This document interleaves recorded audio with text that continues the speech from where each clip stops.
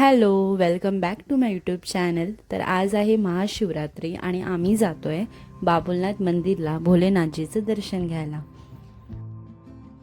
आम्ही पहाटे 6 वाजताच निघालो होतो मंदिरामध्ये जाण्यासाठी. आम्ही विचार केला आम्ही जर सकाळी लवकर गेलो तर आम्हाला लवकर दर्शन मिळेल, तर आम्ही लवकर फ्री होऊ. पण तिकडे गेल्यावर बघतो तर काय, मंदिरापासून अर्धा किलोमीटर लांब भाविकांची लाईन लागली होती दर्शनासाठी.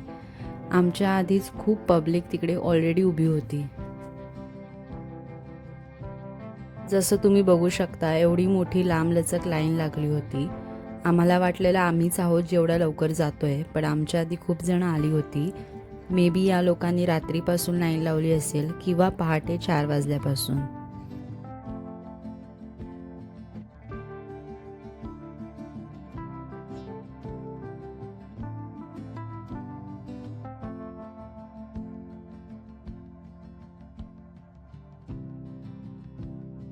तरी मी पूर्ण रेकॉर्ड नाही केलंय शेवटपर्यंत. मी जेवढं दाखवलंय याच्याहून लांब लाईन लागली होती.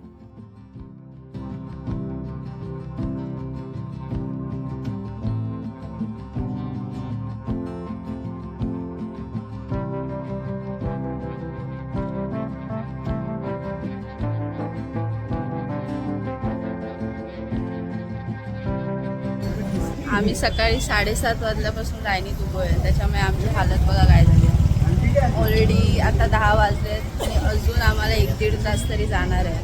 खूप लाईन आहे इकडे महाशिवरात्री.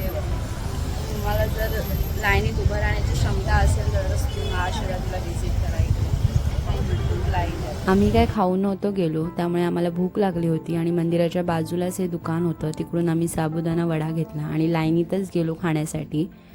त्यानंतर 2 तास लाईनमध्ये उभे राहून जेव्हा आम्ही मंदिराच्या जवळ आलो तेव्हा आम्हाला वाटलं आता आम्हाला दर्शन मिळेल.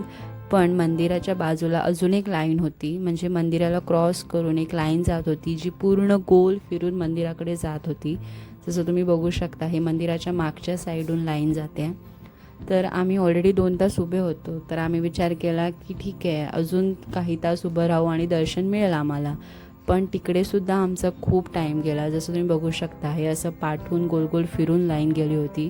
त्यानंतर इकडे हा पॅसेज पार करायलाच आय थिंक 1 तास गेला असेल, 1हून जास्त तास. 12 नाही वाजले तर आरतीचा टाईम झाला, तर तिकडे अर्धा तासाहून जास्त लाईन थांबवली होती. सगळीजणं असे बसले होते. इकडे पाण्याची सोय होती, कंटिन्यू पाणी देत होते. साबुदाण्याची खिचडी होती, चहा होता, खायची प्यायची सोय होती, पण बाकी इतर काहीच सोय नव्हती. प्रॉपर त्यांनी लाईनसाठी काहीच मॅनेजमेंट प्रॉपर ठेवलं नव्हतं. जसं माहिती आहे की महाशिवरात्री एवढा मोठा फेस्टिवल आहे, एवढी जणं येणार आहेत दर्शनासाठी, तर काहीतरी एक प्रॉपर सिस्टम त्यांनी करायला पाहिजे होती. ती नव्हती. लाईन मूव्हिंग नव्हती. 15 मिनटं 20 मिनटं लाईन होल्ड करत होते. मध्येच लेडीजला सोडतायत, मध्येच जेंट्सला सोडतायत. त्याच्यामुळे काहीच असे प्रॉपर सिस्टम नव्हती हे मी बोलू शकते. आणि सगळीजणच खूप वैतागले होते, कारण की पहाटे 7 वाजल्यापासून काय जणांनी तर त्याहून आधीपासून लाईन लावली आहे, तरी त्यांचं दर्शन नव्हतं झालं. आम्ही स्वतः 7:30 वाजल्यापासून लाईन लावली होती आणि दुपारी 3 वाजता आम्हाला दर्शन मिळतं. आणि दर्शनही ती लोक आरामात घेऊन देत नाही, खूप लगेच पटापट पुढे पाठवतात. त्याच्यामुळे एवढं 7 तास लाईनमध्ये उभं राहून दर्शनही खूप कमी वेळेत मिळतं. त्याच्यामुळे हा खूप बॅड एक्सपिरियन्स होता लाईनमध्ये राहण्याचा, वेटिंगचा. कुठच्याच देवस्थानला एवढा वेळ लागत नाही. खूप फेमस देवस्थानं पण आहेत, पण तिकडे एक प्रॉपर मॅनेजमेंट आहे, इकडे ते नाही आहे. त्याच्यामुळे मी म्हणू शकते की बाबुलनाथ मंदिरच्या ट्रस्टने प्रॉपर मॅनेजमेंट ठेवली पाहिजे, या सगळ्या गोष्टींकडे लक्ष दिलं पाहिजे.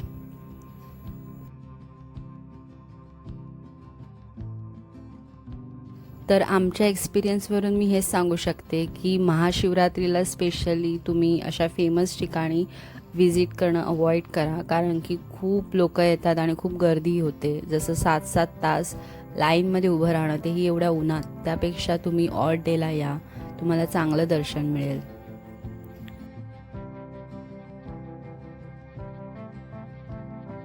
Thank you for watching my video.